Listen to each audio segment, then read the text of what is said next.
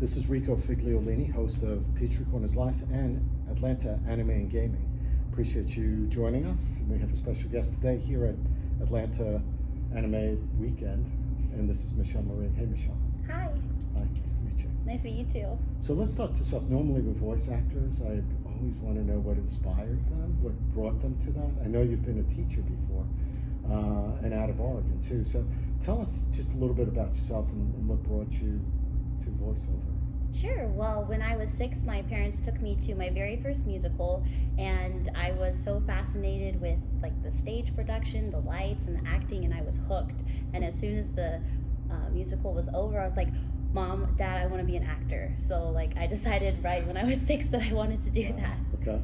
Yeah, most kids, I think, when they're 6, your parents probably said to you what when you're 6 years old and you say I want to be an actor. Well, actually, my parents were like, you can do whatever you want, just make sure you have a fallback plan. Oh, okay, that makes sense.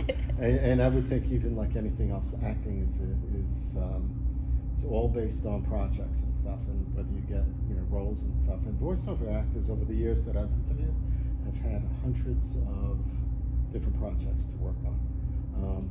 But you did, so you came out of Oregon, and so give us an idea of, because where'd you go after that? So after I graduated college, I actually moved to Washington, and I worked at a Japanese immersion preschool. Okay. And I taught preschool there for about a year.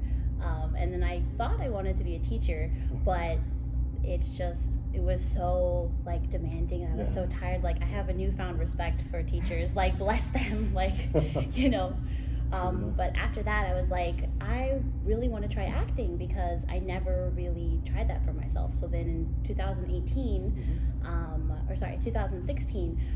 I took a class here, or this is not here. I keep forgetting we're not in LA. I took a class in LA. You're like those politicians that travel the cities. But I took a class in LA, and on the second day of the class, I was like, this is it. This is what I'm supposed to do with the rest of my life. Wow, okay. That's cool. But acting, was that voice acting? Yeah, that was voice acting. Okay. Because I think at one point you tried getting into acting, not just voiceover, right? My background is the theater and on stage, so I have like a musical theater background. But I've never tried on-camera acting. I don't like being in front of the camera, really, because my face is very expressive, and so I'm always like self-conscious because I make weird faces. It's almost like the theater actor, I guess. Yeah. I used to be cast as comedic relief characters because I could do that. Oh, that's so funny. Okay, now Japanese immersion. We do have a charter school here in Atlanta that's total Japanese immersion. 300 kids, and they all all walks of life. Very diverse student population. Do you speak Japanese? Hey. Yes. So have you? Is it fluent?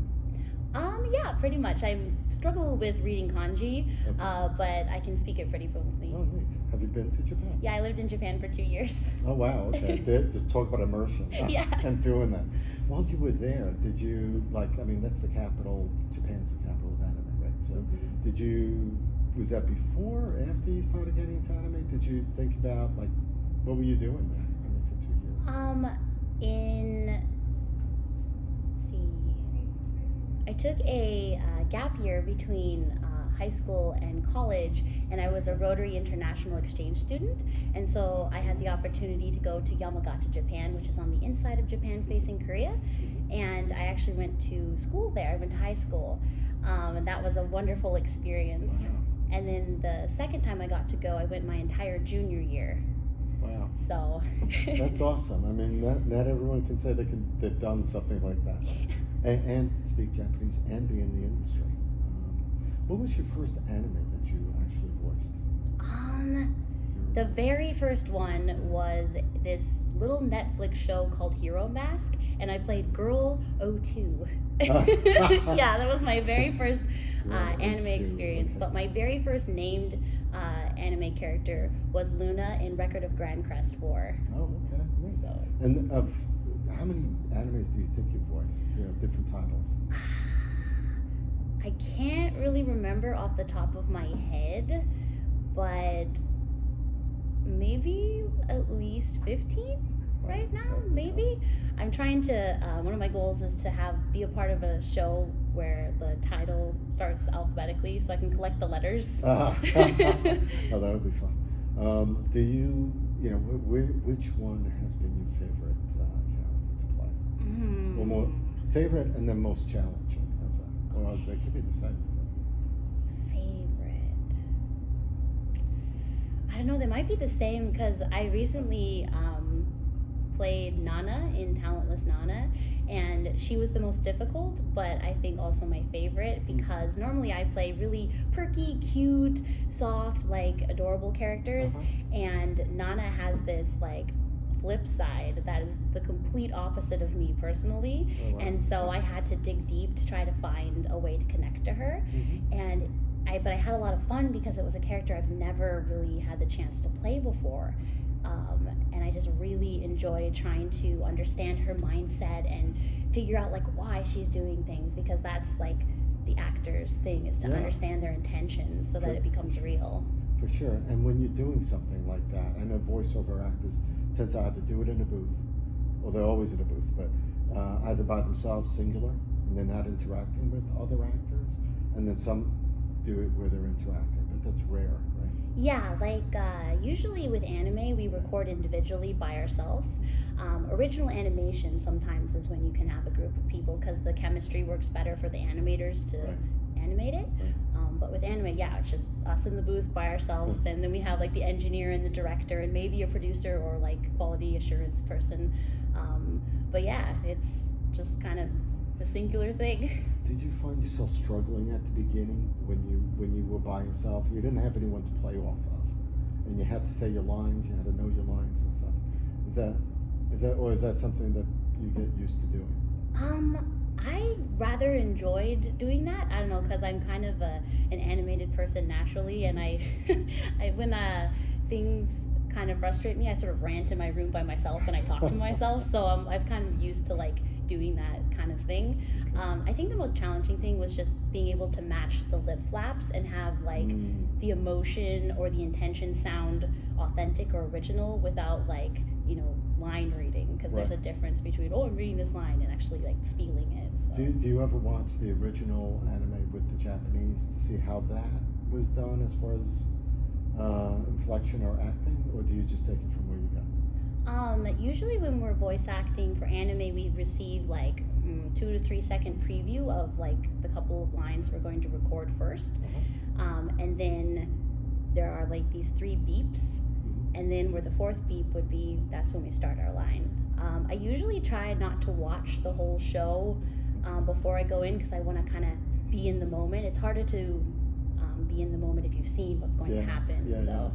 You won't get those surprises or other things. When you're doing voice acting, I mean, you've obviously met other voice actors either at anime conventions or during your work. Are there any voice actors that you are friends with, that you like, that have helped you, inspired you, anything like that? Lizzie Freeman is like my bestest friend here. She is like I call her my voice twin because we sound kind of similar. Really? Yeah.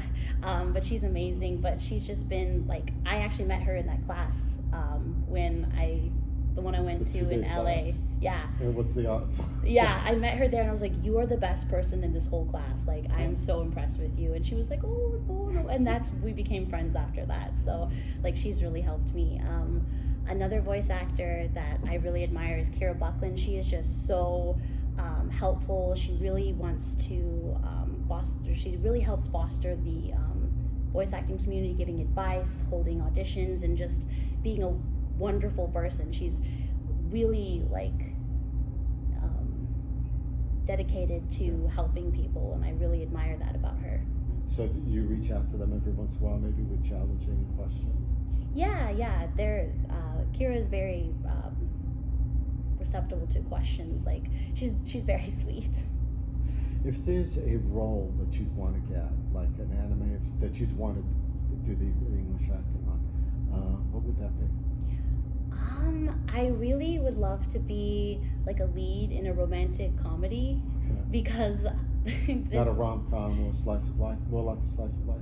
Yeah, because it would just be really fun because I love the whole build-up of like, what's gonna happen, and like how the two fall in love. It's like really cute, and like the the highs and the lows between that. I just think it's really cute. So I would love to be able to portray that.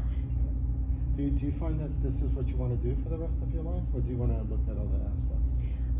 If I can, I would love to do this for the rest of my life until I'm like, can't like speak anymore. I would love to do this. It's funny because if people don't know how old you are, it doesn't matter, right? Because Yeah. that's the great thing about voice acting, right? You could be 80 years old or 12 years old, it doesn't matter, I guess. Yeah. And I've actually dabbled in writing as sort of like my hobby. I actually recently published a book. It's called Allies, and it's a dystopian science fiction novel. Yeah, and I don't know necessarily if writing is going to be my career, because when you make something your career, you love it, but it's also like stressful, you know. So I got to sell another book. Yeah. So writing's more like my release, my creative release, but I really enjoy it. Well, that's neat.